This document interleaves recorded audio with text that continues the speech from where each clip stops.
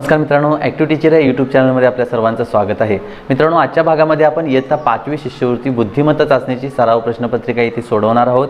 आणि ही जी प्रश्नपत्रिका आहे ज्याच्यामध्ये सर्व घटकांचे प्रश्न असणार आहेत आणि हे सर्व प्रश्न आपण वेगवेगळी सूत्रे आणि वेगवेगळ्या कृत्या वापरून कमीत कमी वेळामध्ये अचूकपणे कशा सोडवायच्या याची माहिती आज आपण इथे पाहणार आहोत. त्यामुळे हा व्हिडिओ अतिशय मार्गदर्शक असा ठरणार आहे आणि आपण तो सर्व बघून सर्व उदाहरणे समजावून घ्यायची आहेत. आणि त्याचबरोबर यापूर्वी जे सर्व व्हिडिओज बनवलेले आहेत, गणित विषयाचे असतील, इंग्रजी विषयाचे असतील, बुद्धिमत्ता चाचणीचे असतील, ते तुम्हाला या आय बटनावर क्लिक केल्यावर पाहायला मिळेल किंवा डिस्क्रिप्शनमध्ये देखील त्याच्या लिंक्स दिलेल्या आहेत. तिथे जाऊन तुम्ही ते व्हिडिओ पाहून तुम्ही अधिकचा सराव करू शकता. चला तर या व्हिडिओला सुरुवात करूया.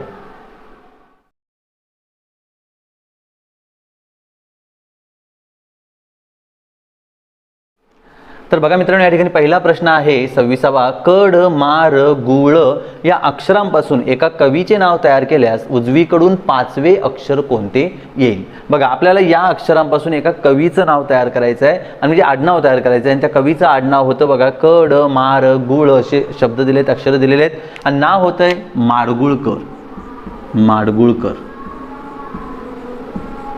गदी माडगुळकर, गदिमा या नावाने ते प्रसिद्ध आहेत कवी. गदी माडगुळकर असं हे त्यांचं आडनाव इथे तयार होतं. आणि आता आपल्याला विचारलेलं आहे की उजवीकडून 5वे अक्षर कोणते?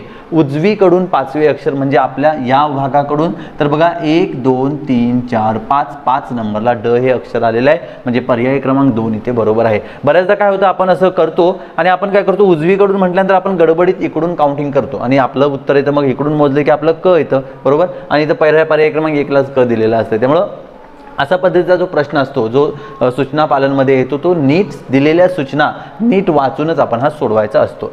पुढची बघा, तर इथे एक अंकमालिका दिलेली आहे आपल्याला आणि या अंकमालिकेत 2 मूळ संख्यांच्या दरम्यान संयुक्त संख्या असं किती वेळा झालेलं आहे? बघा, 2 मूळ संख्यांच्या दरम्यान संयुक्त संख्या असं किती वेळा झालेलं आहे हे आपल्याला शोधायचं आहे. म्हणजेच इथं आपल्याला बाजूला 2 मूळ संख्या आणि मध्ये संयुक्त संख्या असली पाहिजेत.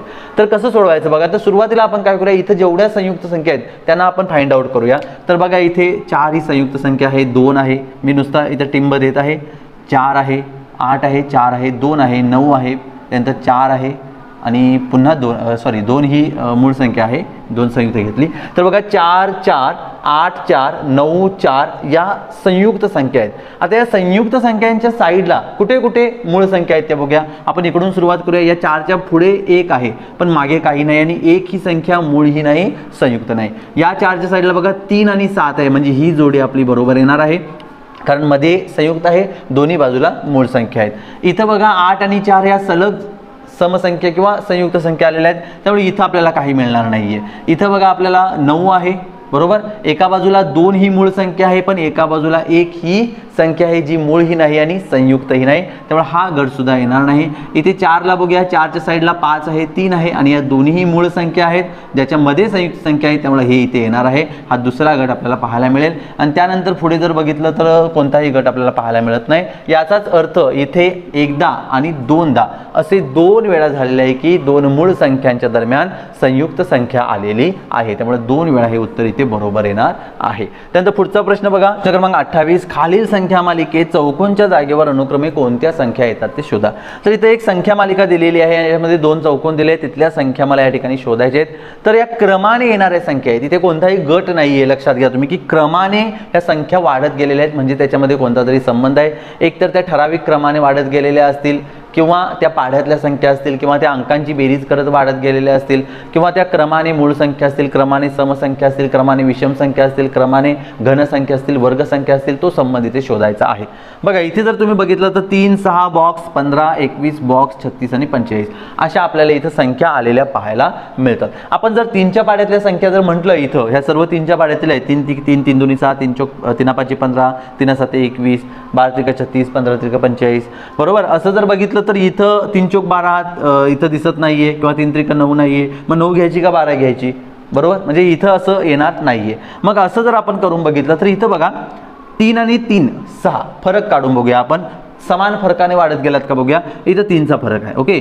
15 आणि 21 6चा फरक आहे आणि 36 आणि 45 9चा फरक आपल्याला दिसून येतो. मग 3, 6, 9 या तिघांचा फरक आलेला आहे आणि 3, 6, 9 या तिनाच्या पाड्यातील संख्या आहेत, म्हणजे काहीतरी इथे असा संबंध लागू शकतो.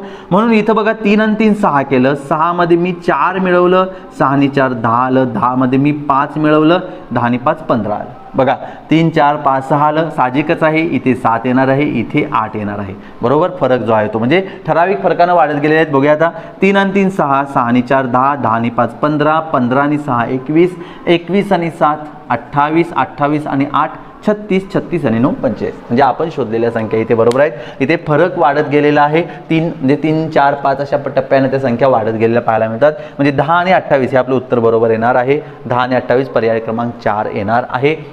बऱ्याचदा इथं बघा आपल्याला 28 आणि 10 दिसतं बघा, 28 आणि 10 आपण गडबडीत हे उत्तर सुद्धा करतो कारण आपल्या 10 आणि 28 या संख्या आहेत. बरोबर, आपल्याला वाटतं बरोबरच आहे 28 आणि 10 करतो पण आपलं उत्तर चुकतं कारण इथे हा शब्द आहे बघा अनुक्रमे कोणत्या संख्या येतात, म्हणजे क्रमाने संख्या आपल्याला शोधायच्या आहेत. अनुक्रमे तर पहिल्यांदा 10 नंतर 28, 10 28 या बारीक सारीक गोष्टी आपण लक्षात घ्यायच्या आहेत कारण अशाच पद्धतीचे एक 4-5 प्रश्न आपले पूर्ण पेपरमध्ये चुकतात किंवा परीक्षेत चुकतात आणि त्या या 5 प्रश्न चुकल्यामुळे एक 10 मार्कांचा डिफरन्स आपला पडतो आणि तेवढ्याच मार्कानं आपलं मेरिट फुकतं. त्यामुळे असे साधे सोपे प्रश्न असतात, आपण ते उत्तरापर्यंत जातो पण ऐनवेळी गडबड करतो आणि आपलं उत्तर चुकतं. त्यामुळे ही गोष्ट इथं लक्षात घ्या की 28 10 हे उत्तर ठीक आहे तुम्ही काढलात, 28 आणि 10 संख्या काढलात पण आपल्याला अपेक्षित कसं आहे इथे अनुक्रमे पाहिजेत, म्हणजे क्रमाने पहिल्यांदा 10 लिहिले नंतर 28 आलेले. त्यामुळे ह्या गोष्टी इथं तुम्ही लक्षात घ्यायच्या आहेत.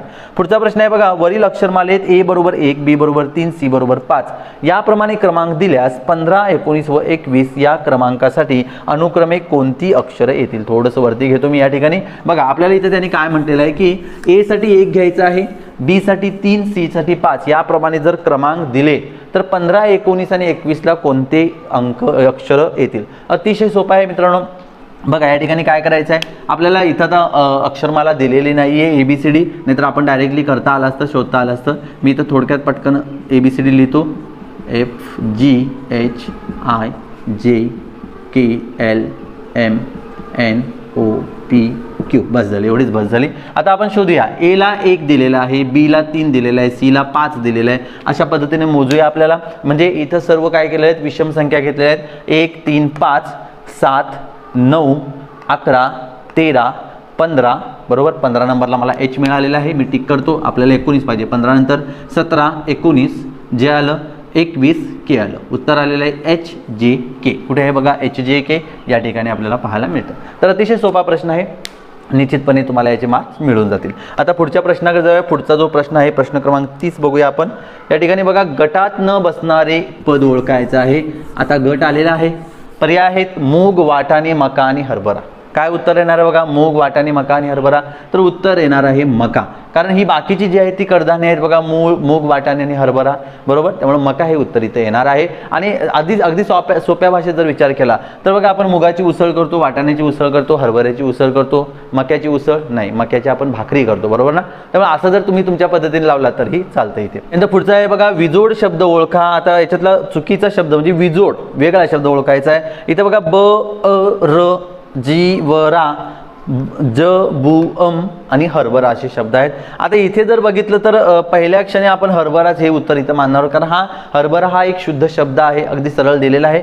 हे देखील शब्द आहेत पण ते शफल करून दिलेले आहेत. म्हणजे याच्यापासून बघा अंबुज हा शब्द तयार होतो, अंबुज.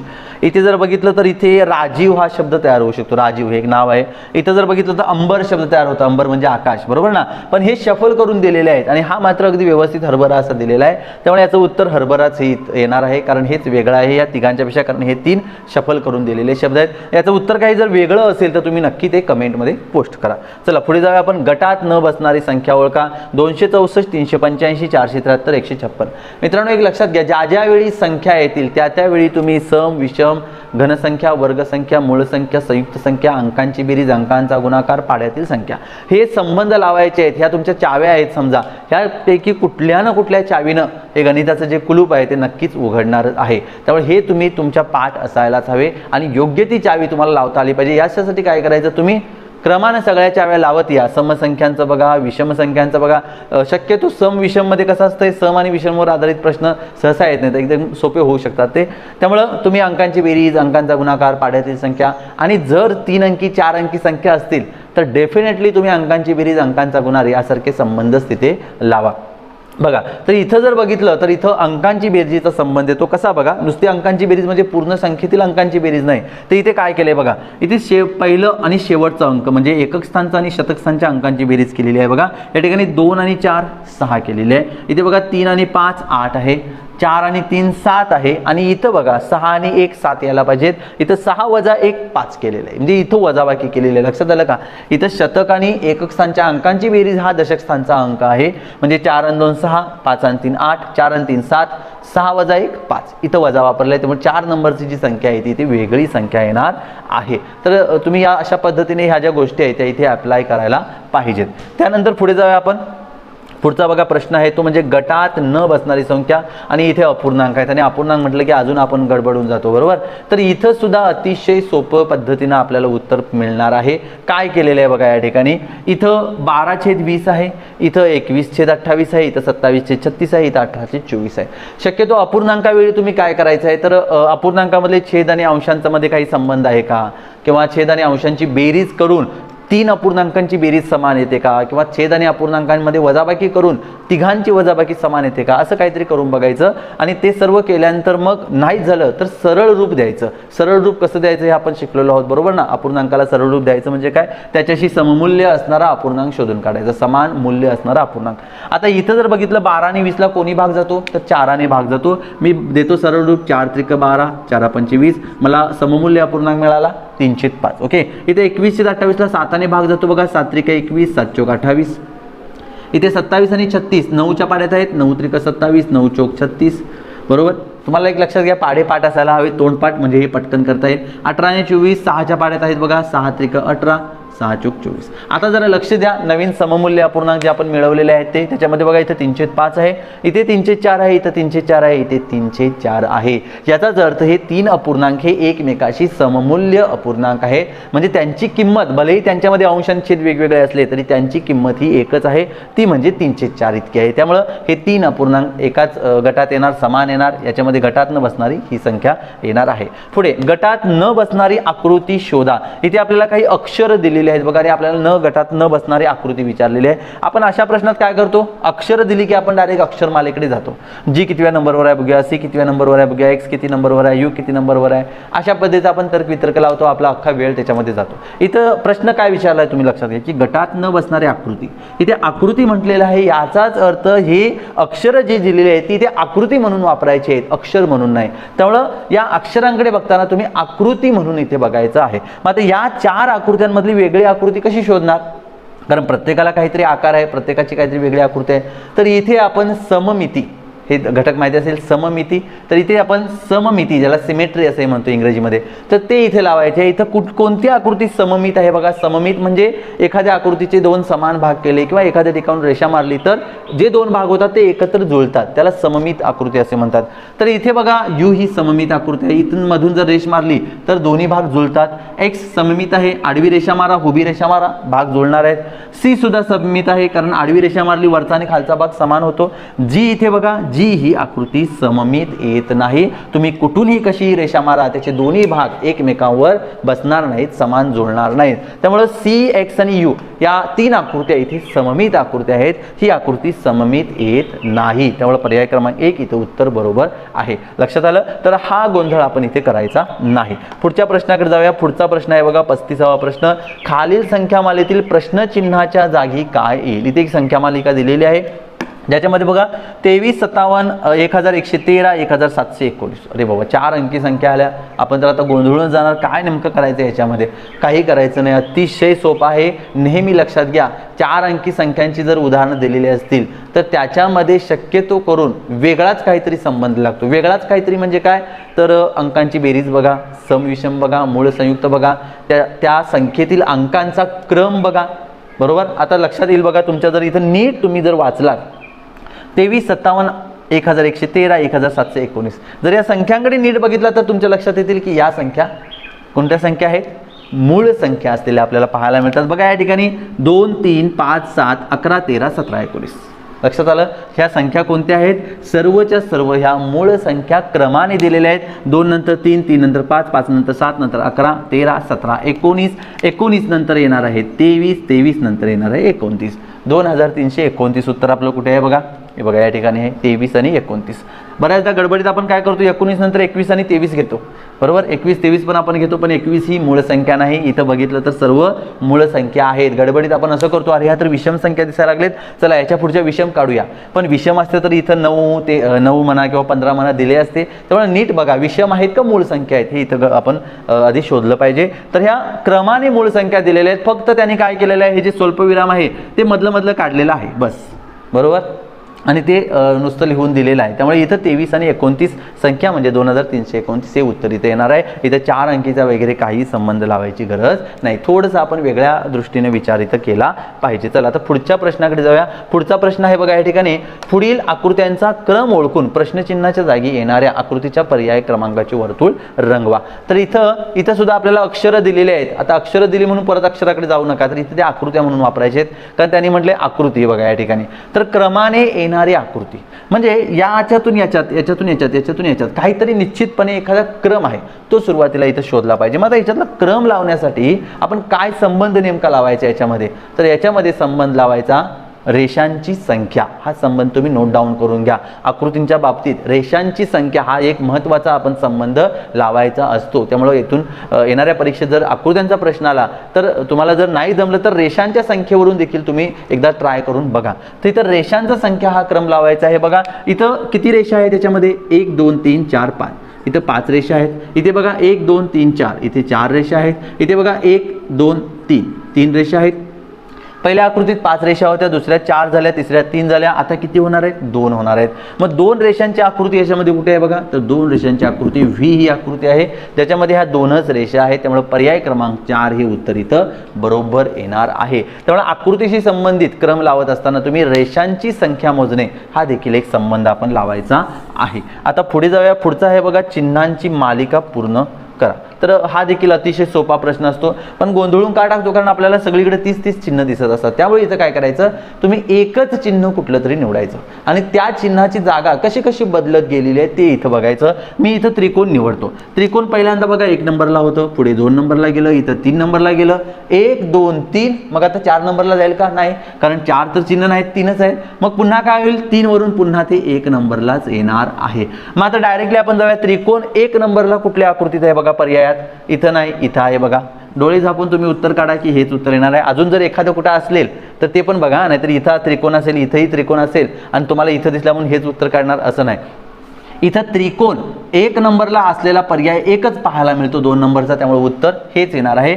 आणि शक्यतो 3 आकृत्या जर असतील, 3 चिन्ह असतील आणि 3 चिन्ह 3 वेळा जर अशा आकृत्या दिल्या असतील तर चौथी येणारी जी असती ती ही 1 नंबरचीच येणारी असते, बरोबर. हे एक लक्षात घ्या तुम्ही. बघा हीच आकृती आपल्याला इथं पर्यायात पाहायला मिळतं, कारण चिन्हही 3 असतात आणि इथं 3च आकृत्या दिलेल्या आहेत. म्हणजे प्रत्येक चिन्हानं आपली मूळ जागा सोडून बाकीच्या जागेवर तो जाऊन आलेला असतो. आता तो चौथ्यांदा आपल्या मूळ जागेवरच येणार असतो. तर ही गोष्ट इथे आपण लक्षात घ्यायची आहे. चला आता याच्यानंतर पुढचा प्रश्न आहे बघा, पुन्हा आलेला आहे, चुकीचं पद ओळखा.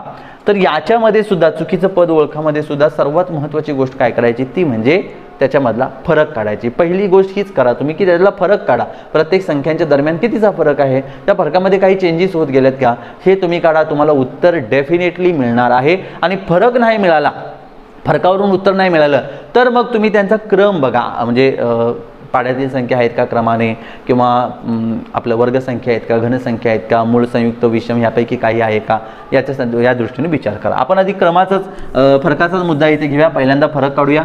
25 आणि 32 7चा फरक आहे. फरक देखील पटकन काढता आला पाहिजेत. 25 आणि 7 32, 32 आणि 37 5चा फरक आहे. 36 आणि 47 10चा फरक आहे. 47 आणि 57 पुन्हा 10चा आहे. 57 आणि 71 किती येतो बघा, 13 आणि 1 14चा फरक आपल्याला इथे पाहायला मिळतो, बरोबर ना. 57 आणि 3 60, 60 आणि 10 70, 10 आणि 11 बरोबर आहे. आणि 71 आणि 79 मध्ये 8चा फरक आपल्याला पाहायला मिळतो. काही संबंध लागतो का बघा, जरासा विचार करा. तो 7 5 10 10 14 8 काहीही संबंध लागत नाही, पण याचाच संबंध लागतो. कसा संबंध लागतो, तिथे 7 का आला असेल तर इथे अंकांची बेरीज करा. 5 आणि 2 7, 3 आणि 2 5, बरोबर, म्हणजे अंकांची बेरीज ही त्या अंकात ऍड केलेली आहे, मिसळलेली आहे आणि मग पुढची संख्या मिळालेली आहे. म्हणजे 5 + 2 7, 25 आणि 7 32 आलं, किंवा 3 + 2 5, 32 आणि 5 36, 7 आणि 3 10, 36 आणि 10 47 आलं. इथं बघा 7 आणि 4 11, इथं 10 फरक आलेला आहे. म्हणजे इथं 11 फरक यायला पाहिजे होता. 7 आणि 4 11 आणि 47 मध्ये 11 जेव्हा मिळवलं तेव्हा 57च्या जागी 58 यायला पाहिजे होतं, बरोबर ना. आणि 58 मध्ये आता बघा 8 आणि 5 इथं 13चा फरक झाला. 58 आणि 13 करा, 71च मिळणार आहे. 71 आणि 8 79 मिळणार आहे. म्हणजेच या ठिकाणी 57च्या जागी 58 यायला पाहिजे होते. म्हणजेच 57 ही संख्या इथं चुकलेली पाहायला मिळतं. कुठे आहे बघा, पर्याय क्रमांक 1 लाच आहे.